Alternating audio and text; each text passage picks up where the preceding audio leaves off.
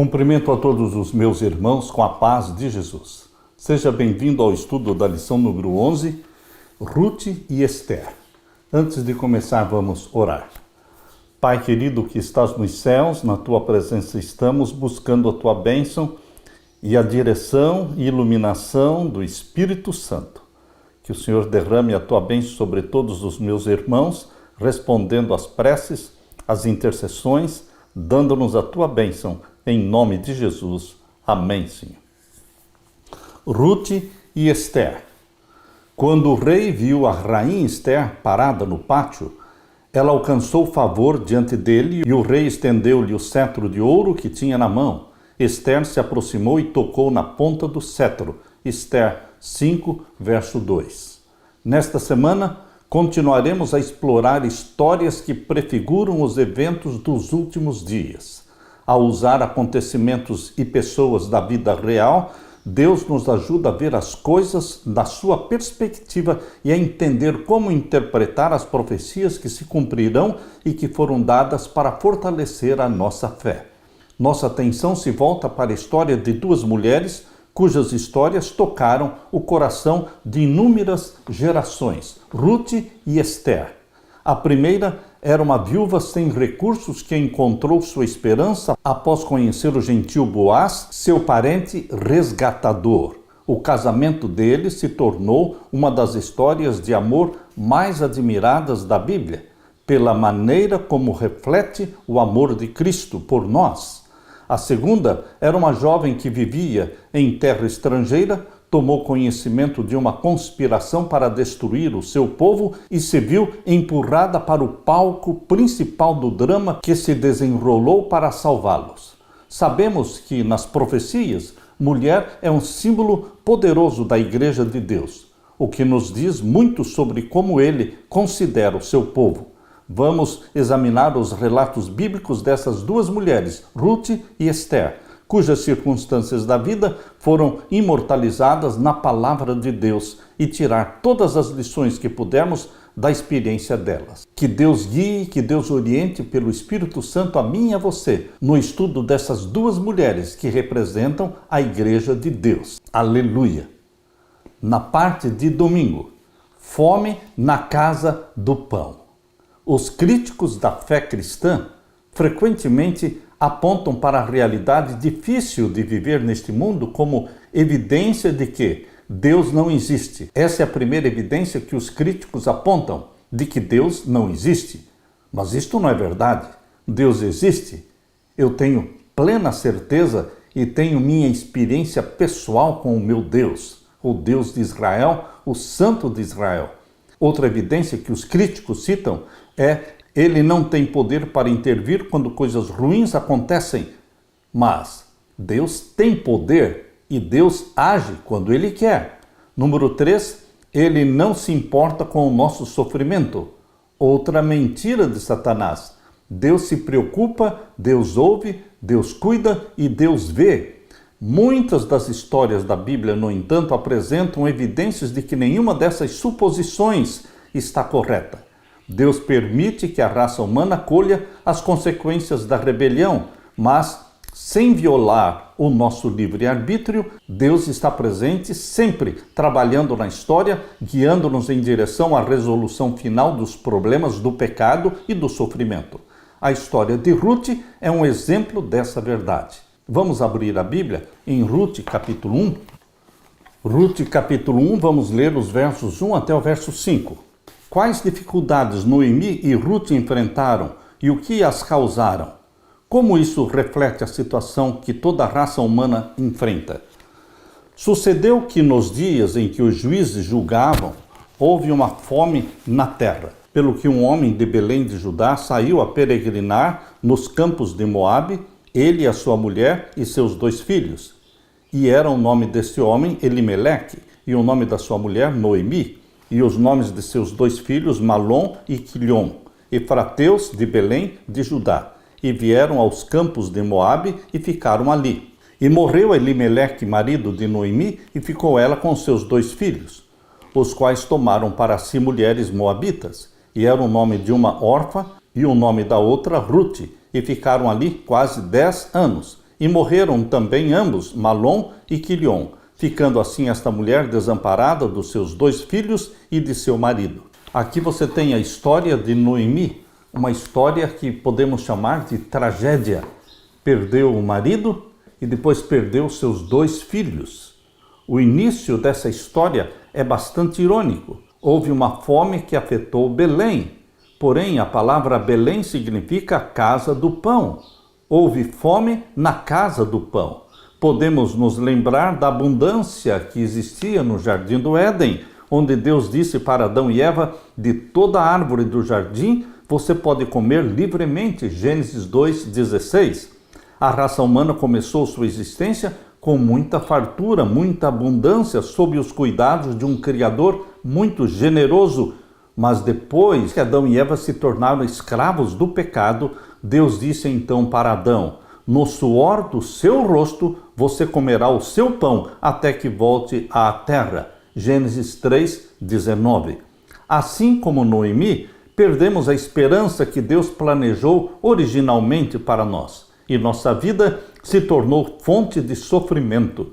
Recebemos o Éden como um presente, porque o Jardim do Éden foi um presente dado para Adão e Eva e para sua posteridade. Mas existiam condições. Os seres humanos tinham liberdade para se rebelar, eles tinham livre-arbítrio, mas se isso ocorresse, eles teriam que assumir a responsabilidade de buscar seu próprio bem-estar. Foram criados para dominar o mundo não caído sob a bênção de Deus, em Gênesis 1, verso 28.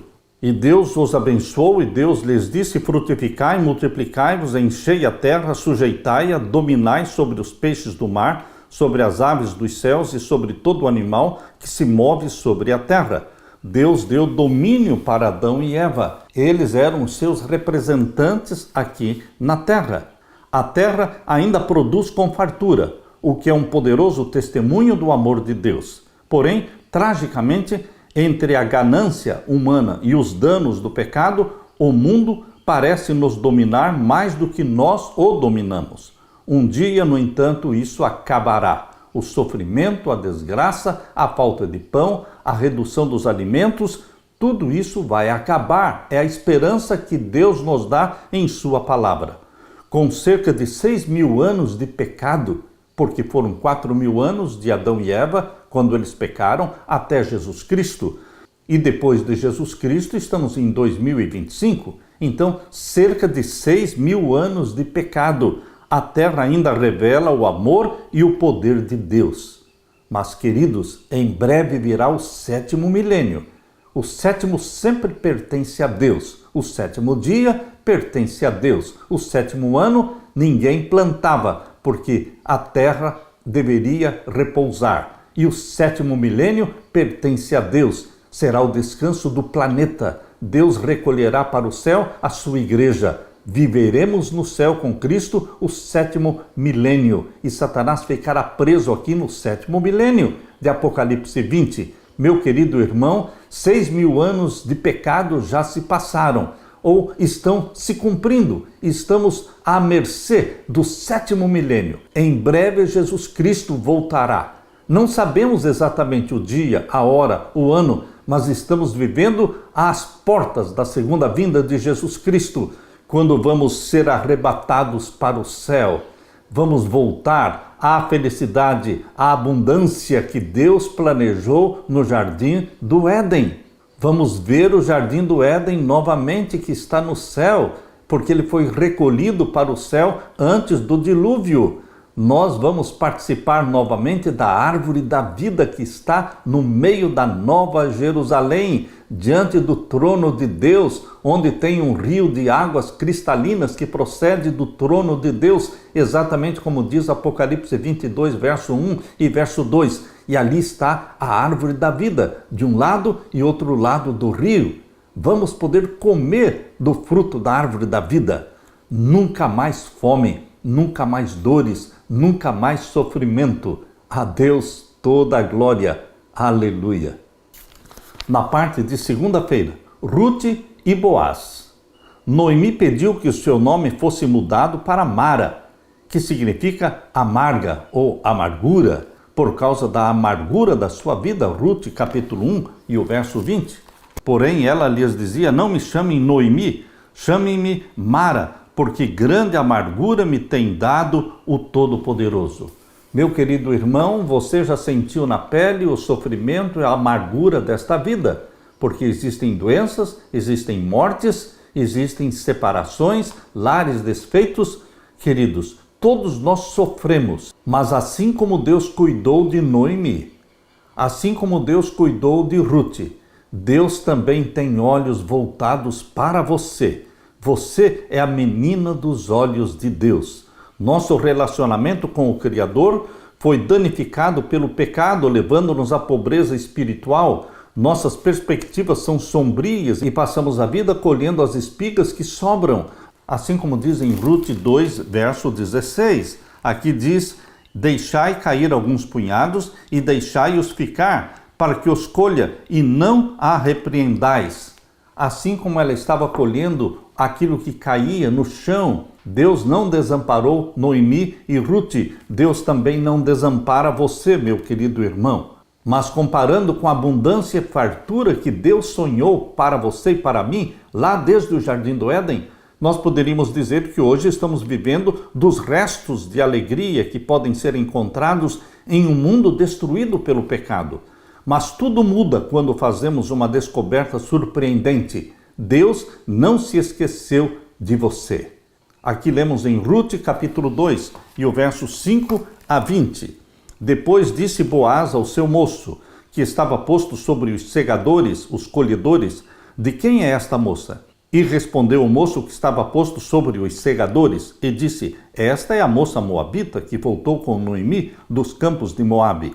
Disse-me ela, deixa-me colher espigas e ajuntá-las entre as gavelas após 2 segadores. Assim ela veio, e desde pela manhã até aqui, até agora, a não ser um pouco que esteve sentada em casa. Então disse Boaz a Rute, não ouves, filha minha? Não vás a colher a outro campo, nem tampouco passes daqui, porém aqui te ajuntarás com as minhas moças. Os teus olhos estarão atentos no campo que cegarem, e irás após elas. Não dei ordem aos moços que não te toquem? Tendo tu sede, vai aos vasos e bebe do que os moços tirarem.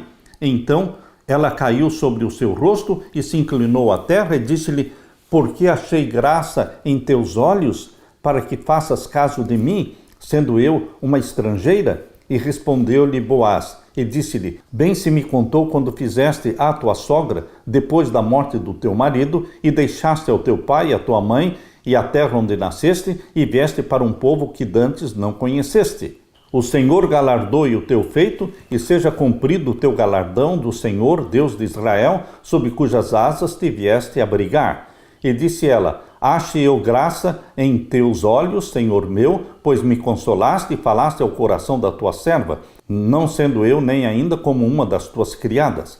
E sendo já horas de comer, disse-lhe Boaz, achega-te aqui, e come do pão e molhe o teu bocado no vinagre. E ela se assentou ao lado dos segadores, e ele lhe deu do trigo tostado, e comeu e se fartou, e ainda sobejou.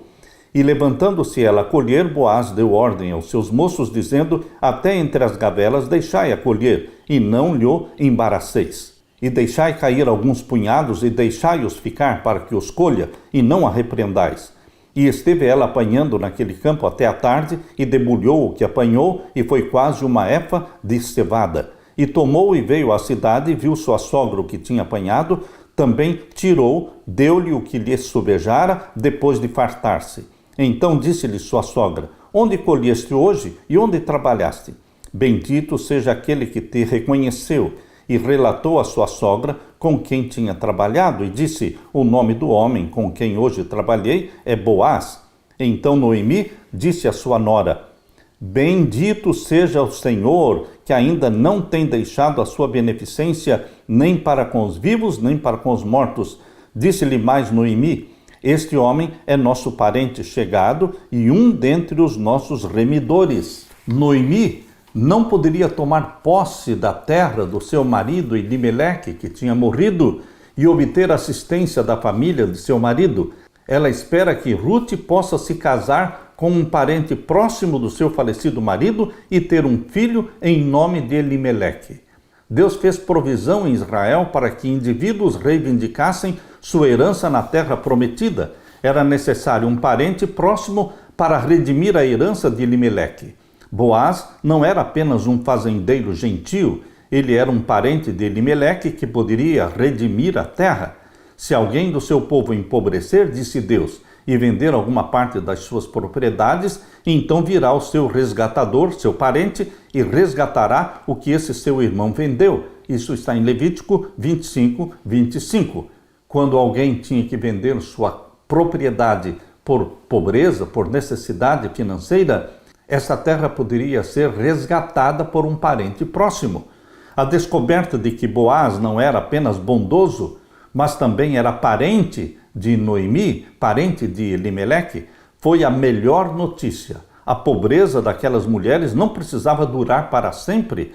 Os cristãos entendem que Boaz é um tipo de Cristo, é um símbolo de Cristo, que não é apenas criador nosso, mas escolheu se tornar nosso parente, um de nós, nosso irmão mais velho, um ser humano real, uma das razões pelas quais ele se chama de Filho do Homem, em Mateus 12:8, Marcos 8:31, Lucas 22:22, João 3:14. Jesus tinha um título preferido que ele sempre usava, que ele mais usou, Filho do Homem, que mostra o seu parentesco para com você e comigo. Ele é um de nós, é ele o nosso resgatador, é ele que foi simbolizado por Boaz.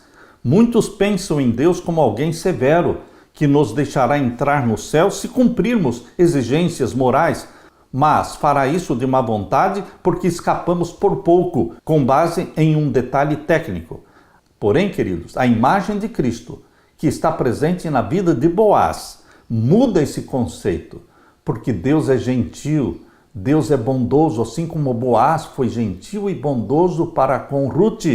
Deus nos vê, assim como Boaz viu aquela moça colhendo junto com as outras moças e foi bondoso, misericordioso, caridoso para com Ruth. Deus também nos vê, meu querido irmão, e apesar da nossa pobreza, Ele nos quer como sua noiva. Boaz não somente foi bondoso, mas tomou Ruth para ser a sua noiva. Você e eu, Igreja de Jesus Cristo, somos sua noiva. O Criador não apenas se tornou parte da sua criação, não somente se tornou um de nós, mas também morreu por nós, ressuscitou por nós, subiu ao céu por nós, e Ele prometeu, eu voltarei, eu virei outra vez, e vos levarei para mim mesmo, para que onde eu estiver, vós também estejais. Aleluia! Na parte de terça-feira, Boaz, o resgatador.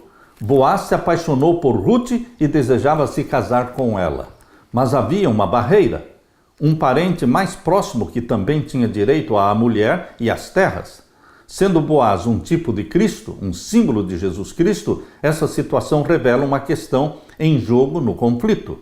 Cristo nos ama, mas há um parente mais próximo que também tem uma reivindicação, Satanás. Infelizmente, Satanás, ele recebeu da mão de Adão e Eva o domínio desta terra e se tornou representante da família humana. Meu querido irmão, quando Jesus encarnou, tornando-se um de nós, ele se tornou parente nosso, nosso irmão mais velho, e ele veio para nos resgatar. Ele é o nosso resgatador, nosso remidor. O que Satanás reivindica sobre nós e sobre a família humana? O que ele reivindica? Vamos ver em Jó capítulo 1. Jó capítulo 1, vamos ver os versos 6 até o verso 11. Aqui diz: E vindo um dia em que os filhos de Deus vieram apresentar-se perante o Senhor, veio também Satanás entre eles. A Bíblia dá a entender que de quando em quando Deus tinha concílios lá no céu. E vinham os representantes de todos os mundos criados, mas que não pecaram. Mas também entre eles vinha o representante do planeta Terra, pois quando Adão e Eva pecaram, eles transferiram para Satanás o domínio do planeta Terra. Então, nos concílios celestiais, veio também Satanás, representando o planeta Terra. Vindo um dia em que os filhos de Deus vieram apresentar-se perante o Senhor, veio também Satanás entre eles. Então o Senhor disse a Satanás: de onde vens? E Satanás respondeu ao Senhor e disse: de rodear a terra e passear por ela. E disse o Senhor a Satanás: observaste tu ao meu servo Jó? Porque ninguém há na terra semelhante a ele, homem sincero e reto, temente a Deus, desviando-se do mal. Então respondeu Satanás ao Senhor e disse: porventura, teme Jó a Deus debalde? Porventura não o cercaste tu de bens a ele e a sua casa e a tudo quanto tem? A obra das suas mãos abençoaste e o seu gado está aumentado na terra. Mas estende a tua mão e toca-lhe em tudo quanto tem, e verás se não blasfema de ti na tua face. Queridos, Satanás é o acusador dos irmãos de Cristo. Satanás é o falso representante da família humana. Isto durou 4.000 anos, desde que Adão e Eva pecaram até Jesus Cristo. Mas quando Jesus Cristo morreu na cruz, Satanás foi expulso dos concílios celestiais. Nunca mais ele compareceu a um concílio celestial após a morte de Cristo, porque Cristo morreu, ressuscitou, subiu ao céu como representante seu e meu. Ele é o nosso representante, ele é o nosso resgatador. Ele pagou o preço pela nossa redenção, pagou o preço de resgate da família humana e do planeta Terra. Quando nós lemos o Evangelho de Lucas, capítulo 4, os versos 1 até o verso 7, nós percebemos que Satanás sabia muito bem que quando Adão e Eva pecaram, eles transferiram para ele o domínio da terra.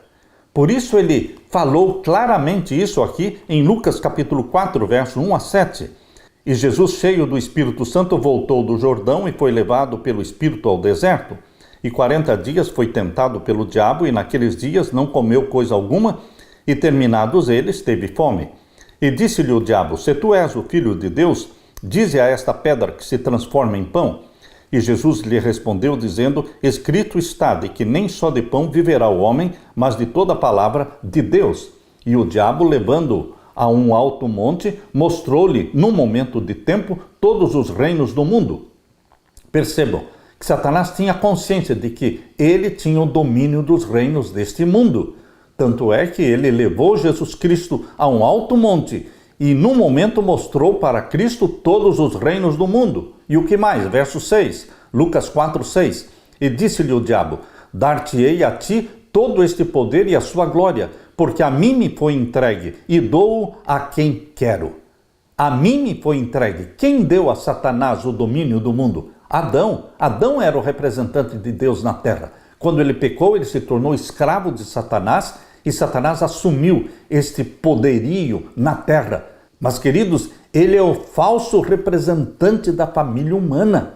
Isso acabou. Depois de 4.000 anos de pecado, Jesus Cristo aqui nasceu, tornando-se parente nosso, irmão mais velho, e ele se tornou nosso remidor. Graças a Deus, Jesus Cristo hoje é o nosso representante nos concílios do céu, não mais Satanás. Quando Jesus Cristo ressuscitou Moisés, Satanás reivindicou domínio sobre Moisés. Satanás quer ter o domínio sobre todos os pecadores, mas o sangue de Jesus Cristo nos purifica de todos os nossos pecados e o sangue de Jesus Cristo nos liberta do domínio de Satanás. Abra sua Bíblia em Judas, vamos ver então o verso 9. Mas o arcanjo Miguel é Jesus Cristo, quando contendia com o diabo e disputava a respeito do corpo de Moisés, não ousou pronunciar juízo de maldição contra ele, mas disse: o Senhor te repreenda.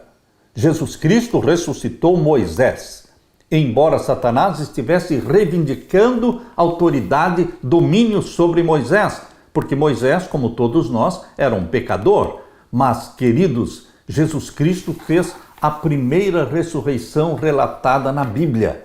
Jesus Cristo mostrou que ele tinha poder sobre a morte. Ele ressuscitou Moisés. Satanás disse que rodeava a terra e passeava por ela. Jó capítulo 1, verso 7. Quando Deus lhe perguntou se ele tinha reparado o justo Jó, o diabo reivindicou Jó como sendo seu, sugerindo que o coração de Jó não pertencia ao Senhor. Satanás estava dizendo: Ele te segue porque és bom para com ele, mas pare de abençoá-lo e verás a quem ele serve. Em outras palavras, se o Senhor parar de abençoar a Jó, o Senhor vai descobrir que ele serve a mim. Queridos, Satanás pretende ter domínio sobre os pecadores, assim também ele pretende ter domínio sobre você e sobre mim, porque somos pecadores. Mas nós somos pecadores arrependidos, nós somos pecadores que confessaram o pecado a Jesus Cristo e fomos purificados pelo sangue de Jesus Cristo. Nós somos de Jesus Cristo. Satanás só tem domínio sobre aqueles que vivem na prática de pecados voluntários, pecados conhecidos, pecados planejados. Mas aqueles que confessam os seus pecados a Jesus Cristo, eles são purificados pelo sangue de Jesus. E Jesus Cristo quebra o domínio de Satanás sobre você. Ele nos liberta. Ele nos dá a vitória sobre o pecado. Você, meu querido irmão, minha irmã, você tem que crer que existe vitória sobre o pecado. Muitos cristãos vivem gemendo sobre os pecados que carregam a vida toda, praticando os pecados de sempre. E eles acreditam que não existe libertação do pecado ou vitória sobre o pecado. Mas Jesus Cristo não só nos dá o perdão dos nossos pecados, ele nos dá a vitória sobre o pecado, vitória sobre Satanás. Moisés foi ressuscitado. Embora não tenhamos os detalhes, a Bíblia diz que Miguel, que é Jesus Cristo, discutiu com o diabo a respeito do corpo de Moisés, Judas, verso 9, indicando que Satanás o reivindicou como sendo dele. Mas Jesus Cristo ressuscitou Moisés. E Moisés está vivo no céu, tanto é que ele apareceu no Monte da Transfiguração. No Monte da Transfiguração, onde Jesus subiu com Pedro, Tiago e João, ali Moisés e Elias apareceram para Jesus no Monte da Transfiguração. Elias representando aqueles que serão arrebatados para o céu sem verem a morte. E Moisés estava ali representando aqueles que morreram, mas que serão ressuscitados e levados para o céu. No livro Patriarcas e Profetas, na página 417, a serva do Senhor diz assim: pela primeira vez, Cristo estava para dar vida aos mortos, quando estava para ressuscitar Moisés. Quando o príncipe da vida e os seres brilhantes se aproximaram da sepultura, Satanás ficou apreensivo com respeito à sua supremacia. Levantou-se para contestar a invasão do território que alegava ser sua posse. Vangloriava-se de que o servo de Deus tivesse se tornado seu prisioneiro. Declarou que nem mesmo Moisés foi capaz de guardar a lei de Deus, pois Moisés tinha tomado para si a glória devida a Jeová, o mesmo pecado que determinou a expulsão de Satanás do céu. E com essa transgressão, Moisés tinha caído sob o domínio de Satanás. Mas, queridos, Jesus Cristo morreu por Moisés também. Ele foi perdoado do seu pecado, ele foi ressuscitado por Jesus e levado para o céu. Satanás quer ter direito e domínio sobre todos os pecadores, mas lembre-se, meu querido irmão, minha querida irmã, todos os comprados pelo sangue de Jesus Cristo não estão mais sob o domínio de Satanás. Deixe de gemer sob o fardo pesado dos pecados, confesse os pecados, rompa com os pecados, receba o dom do perdão e receba também o Espírito Santo na sua vida, tornando-se vitorioso sobre o pecado. Boaz foi ao portão de Belém, conforme diz Rute capítulo 4, verso 1 a 12, e ali a cidade em que Cristo nasceu. Ali nasceu nosso parente, em Belém. Os anciãos ali se reuniram e uma sandália, símbolo de propriedade, foi trocada. Os casos eram decididos no portão da cidade. Esse é um tipo da cena do juízo e reflete o que é descrito em Daniel capítulo 7, verso 13 e 14. Ali em Daniel capítulo 7, mostra Jesus Cristo como nosso juiz, aquele que veio até o Pai, o ancião de dias, e tomou o livro da mão do Pai, conforme diz em Apocalipse capítulo 5, verso 7. Queridos, Apocalipse 5, verso 7, mostra as mesmas cenas de Daniel capítulo 7, verso 13. Jesus Cristo vindo ao trono do Pai para iniciar o juízo. Não devemos ignorar esse aspecto crucial do juízo. Jesus é o nosso juiz no santuário do céu. e o juízo celestial foi feito a favor dos santos do Altíssimo. Daniel 7:22. O juízo é a favor e não contra os santos do Altíssimo. Você pertence aos santos do Altíssimo, meu irmão. Jesus Cristo, nosso remidor. Jesus Cristo, nosso advogado. Jesus Cristo, nosso juiz. Jesus Cristo, nosso resgatador, nosso parente mais próximo, nosso irmão mais velho. Ele voltará para nos levar para o céu. Aleluia! Da parte de quarta-feira, Amã e Satanás. Amã é um símbolo perfeito de Satanás. Um homem cheio de ódio, vingativo e que tentou matar o povo de Deus. Na história da rainha Esther, conhecemos Amã, que tinha sede de posição, sede de poder. Ele recebe grande destaque no império, acima de todos os outros oficiais. Isso está em Esther, capítulo 3, verso 1. Depois destas coisas, o rei Assuero engrandeceu Amã, filho de Amedata, a Agagita, e o exaltou e pôs o seu lugar acima de todos os príncipes que estavam com ele. Assim como Lúcifer era o mais importante e mais poderoso anjo do céu, assim também Amã era abaixo do rei, o mais poderoso oficial do rei. Por isso, Amã é um símbolo perfeito de Satanás. Nos textos que descrevem a queda de Lúcifer, que você pode ler em Ezequiel capítulo 28, versos 11 a 15, e também em Isaías capítulo 14, versos 12 a 15, ali descreve a queda de Lúcifer, aquele que queria ocupar o lugar de Jesus lá no céu.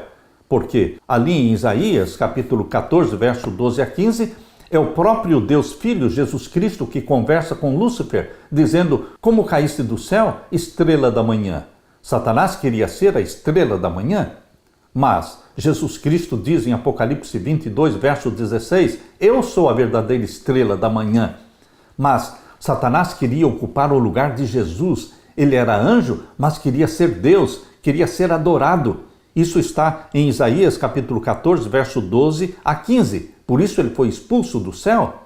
E queridos, em Ezequiel capítulo 28, versos 11 a 15, fala que Lúcifer foi criado como um anjo perfeito, um querubim perfeito, mas ele se corrompeu por causa da sua formosura e foi lançado do céu. Nós vemos um grande paralelo entre Lúcifer e Amã, porque Lúcifer, ele caiu do céu porque ele desejou o poder, o trono de Deus. E Amã também, embora ele tivesse o poder no império de Assuero, ele queria mais poder. Amã era inimigo maligno do povo de Deus, pois Amã se recusava a reconhecer a supremacia do Deus de Israel. No livro do Apocalipse, vemos que a cobiça de Satanás por poder e adoração levará este mundo à crise final. Satanás não desistiu de ser adorado. Em Apocalipse capítulo 13, verso 3 e 4, menciona que ele está sendo adorado através do papado. Aqueles que se submetem ao poder papal estão adorando a quem? Ao dragão, que é Satanás. Abra sua Bíblia em Apocalipse capítulo 13 e aqui vamos ver o verso 4. E adoraram o dragão que deu à besta o seu poder. Aqueles que se submetem à besta romana, à besta papal, estão adorando o próprio dragão. E adoraram o dragão que deu à besta o seu poder. E adoraram a besta dizendo: quem é semelhante à besta? Quem poderá batalhar contra ela? Não existe hoje um poder superior ao papado. Todos os reis e rainhas, presidentes, governos, primeiro-ministro, todos eles vão a Roma buscar a bênção papal. Eles todos se submetem, não somente líderes políticos, mas líderes religiosos, igrejas cristãs e igrejas não cristãs. Todos estão indo para Roma, se submetendo ao poder papal. Queridos, o ecumenismo é uma estrada de mão única que está levando todo mundo para Roma. Todos estão adorando o dragão, porque estão se submetendo ao papado. É exatamente o que diz Apocalipse 13, verso 4. E adoraram o dragão que deu à besta o seu poder. Isto se aplica aos nossos dias, ao tempo do fim. Não jogue isso para a Idade Média. Isto está no tempo do fim. E adoraram o dragão que deu à besta o seu poder, e adoraram a besta, dizendo: quem é semelhante à besta? Quem poderá batalhar contra ela? E foi-lhe dado uma boca para proferir grandes coisas e blasfêmias. O poder papal tem poder agora no tempo do fim. A supremacia papal de 1260 anos da Idade Média, ele perdeu esta supremacia papal em 1798. Mas esta ferida mortal começou a ser curada em 1929, com a restauração do Vaticano como sendo um Estado e colocando o Papa, o Bispo de Roma, na posição de rei de Roma. Queridos, em 1929, através do Tratado de Latrão, começou a cura da ferida mortal. Esta cura ainda não se completou, porque ela vai se completar com a supremacia papal do tempo do fim. Quando a lei dominical for imposta, então começa a supremacia papal do tempo do fim, que a Bíblia diz, não sou eu que estou falando, é a Bíblia que está falando que esta supremacia papal do tempo do fim será por 42 meses. Leio para você Apocalipse 13, verso 5. Não podemos tirar este texto fora do contexto. O contexto aqui é o tempo do fim, últimos acontecimentos na história da Terra. Capítulo 13, verso 5 de Apocalipse diz: e foi-lhe dado uma boca para proferir grandes coisas e blasfêmias. Ele fez isso no passado? Sim, mas vai fazer agora, quando a lei dominical for aprovada novamente. A história vai se repetir. E deu-se-lhe poder para continuar por 42 meses. No passado ele dominou o mundo com poder absoluto por 42 meses proféticos, 1260 anos. Agora a história vai se repetir. Acredite, meu irmão, a história vai se repetir, só que agora em tempo abreviado, 42 meses literais, 3 anos e meio. E abriu a sua boca em blasfêmias contra Deus, verso 6, para blasfemar do seu nome, do seu tabernáculo e dos que habitam no céu. E foi-lhe permitido fazer guerra aos santos. Fez guerra aos santos na Idade Média, matando mais de 50 milhões de mártires. Fará guerra contra os santos de novo, agora quando a lei dominical for aprovada, na última supremacia papal agora do tempo do fim, fará guerra novamente aos santos e vencê-los. Por que vencê-los? Porque ainda existirão mártires. E deu-se-lhe poder sobre toda a tribo, língua e nação. Poder mundial, universal. Todos vão se submeter. Mas aqueles que têm um nome no livro da vida não se submeterão, diz o capítulo 13, verso 8. E adoraram-na todos os que habitam sobre a terra, esses cujos nomes não estão escritos no livro da vida do Cordeiro, que foi morto desde a fundação do mundo. Você tem o seu nome escrito no livro da vida do Cordeiro, meu querido irmão? Aleluia! Você não vai se submeter ao poder papal. Amã foi o símbolo perfeito de Satanás, que tentou matar o povo de Deus. Foi marcado o dia em que todos os judeus deveriam ser mortos. Por isso Amã simboliza Satanás, porque agora no tempo do fim, novamente o dragão, agindo através do poder papal, vai impor a lei dominical, o sinal da besta, e também vai impor um decreto de morte contra aqueles que não se submeterem ao poder papal. Abra sua Bíblia e leia comigo Apocalipse 13, verso 15. E foi-lhe concedido que desse espírito à imagem da besta. É o dragão, Satanás, que dá poder à imagem da besta, ou seja, os Estados Unidos da América do Norte. Eles se unem ao papado para o domínio mundial, para que também a imagem da besta, ou seja, os Estados Unidos da América do Norte, falasse e fizesse que fossem mortos. Um decreto de morte agora no tempo do fim. Por isso, Amã é símbolo de Satanás, e o decreto de morte nos dias da rainha Esther representa o decreto de morte agora no tempo do fim. Bendito seja Deus. Por quê? Porque naquele tempo, naquele decreto de morte nos dias da rainha Esther, nenhum dos judeus morreu. E agora, no decreto de morte do tempo do fim, ele será aprovado após o fechamento da porta da graça. Por isso, meu querido irmão, no decreto de morte que haverá agora no tempo do fim, nenhum dos filhos de Deus morrerá, nenhum, porque será após o fechamento da porta da graça. Existem 2 decretos, o decreto dominical antes do fechamento da porta da graça, e neste tempo existirão ainda mártires. Mas após o fechamento da porta da graça virá o decreto de morte. E então o povo de Deus não morrerá. Jesus Cristo, nosso remidor, Jesus Cristo, nosso Salvador, ele se manifestará vindo em poder e glória para nos resgatar, nos levar para o céu. Deus quer usar você como remanescente fiel para proclamar diante do mundo esta verdade presente. Isso é verdade presente. Que Deus te use na proclamação desta mensagem, na preparação de um povo para a volta de Jesus. Aleluia! Na parte de quinta-feira, para um tempo como este, foi assim que Mardoqueu, tio de Esther, disse para ela: para um tempo como este você foi eleita como rainha. Alguns cristãos têm a tendência de se concentrar nos aspectos mais sombrios das profecias. Tempos difíceis estão por vir e o estudo das profecias pode girar em torno do medo, destacando dificuldades em vez de resolução prometida para o fim da história. Queridos, precisamos estudar as profecias, mas não com medo, mas com ansiedade, com desejo de que esta profecia se cumpra logo, porque os últimos acontecimentos serão rápidos.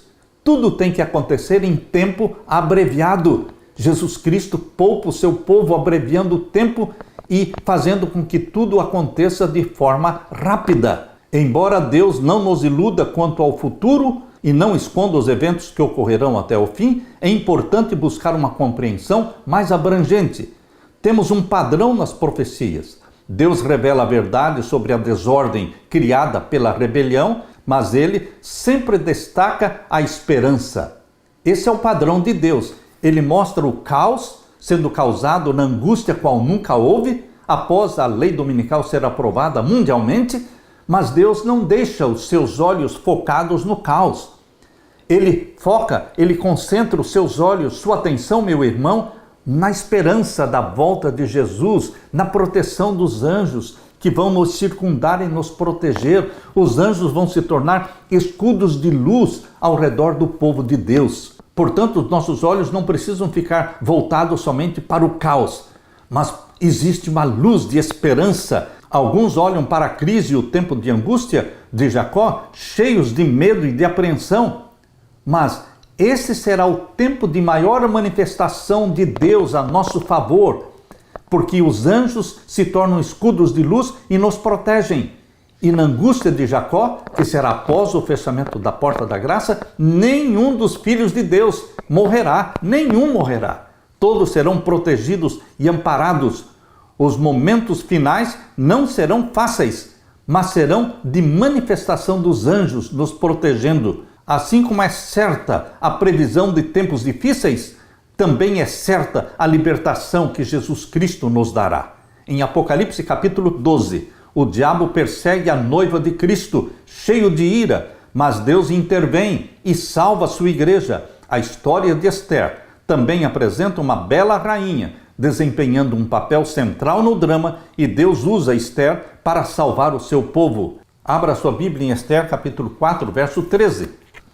Então disse Mardoqueu que tornassem a dizer a Esther: não imagines em teu ânimo que escaparás na casa do rei, mais do que todos os outros judeus, porque se de todo te calares, neste tempo, socorro e livramento de outra parte virá para os judeus, mas tu e a casa do teu pai perecereis.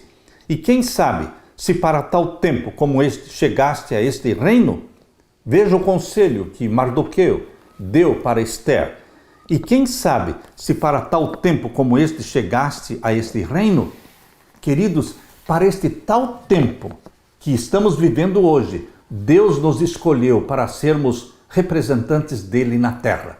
Assim como Esther foi representante de Deus para a salvação do povo judeu naquele tempo, Deus tem um povo escolhido para este tempo, para um tempo como este. Deus nos escolheu para proclamar a mensagem de Deus.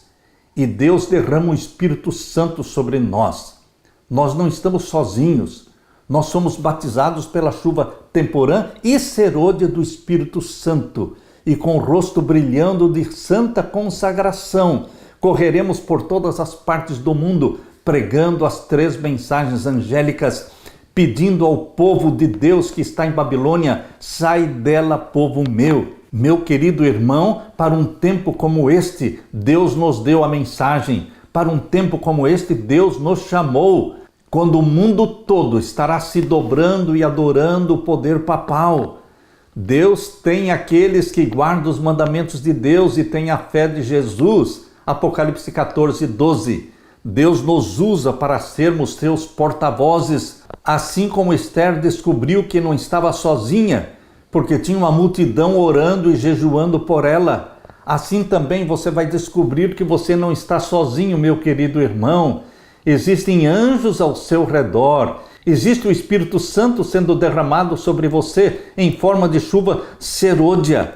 Assim como o povo de Deus foi liberto do decreto de morte naquele tempo, o povo de Deus será libertado agora do decreto de morte no tempo do fim. Deus vai resgatar o seu povo e levá-lo para o céu. O rei Assuero é um símbolo de Jesus Cristo. O rei Assuero estava ao lado do povo judeu. O rei Jesus Cristo, o rei dos reis, senhor dos senhores, está do nosso lado. E o povo de Deus será libertado do decreto de morte. Governantes, perseguidores, pastores e membros da igreja conspirarão contra nós. Por discursos falados e escritos, por ameaças e zombarias, procurarão destruir a nossa fé. Por meio de informações falsas e apelos enfurecidos, despertarão a ira do povo contra os fiéis de Deus. Eles recorrerão a leis opressivas que supram sua falta de razão. Para assegurar popularidade e aprovação, os legisladores cederão às solicitações para que se promulguem leis dominicais. Mas os que temem a Deus não podem aceitar uma instituição que viole um preceito do decálogo de Deus.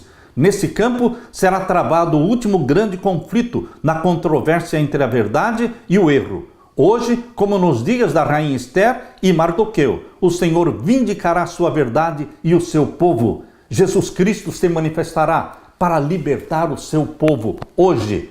E Deus está chamando você, meu irmão, para ser um remanescente, batizado pelo Espírito Santo, pregando as mensagens angélicas de Apocalipse 14, não se dobrando diante do papado, não se unindo ao papado através do ecumenismo.